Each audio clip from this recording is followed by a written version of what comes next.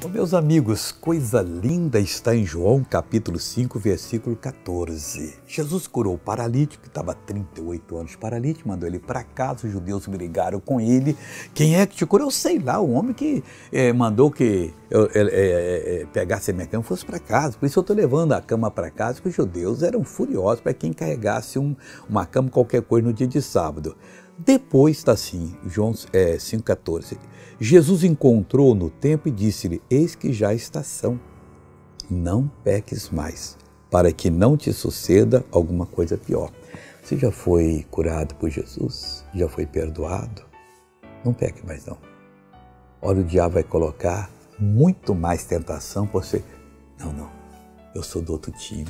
Eu sou do time que permanece curado, que não vai me acontecer coisa pior jamais. Deus está falando sério com você. É bom parar hoje e fazer uma aliança com Deus. Fale com Ele, peça perdão. Veja essa pessoa que foi abençoada. Por muitos anos eu tive dor no meu joelho, mas agora saiu toda a dor e eu me sinto muito bem. Amém. Agora eu quero orar com você. Oh, meu Deus. Meu Deus, obrigado, porque o Senhor disse: não peques mais. Quando o Senhor diz, o Senhor dá o poder. Eu assumo essa palavra para mim. Essa pessoa assume. Tudo que tem juízo assume. Nós não queremos errar, Pai.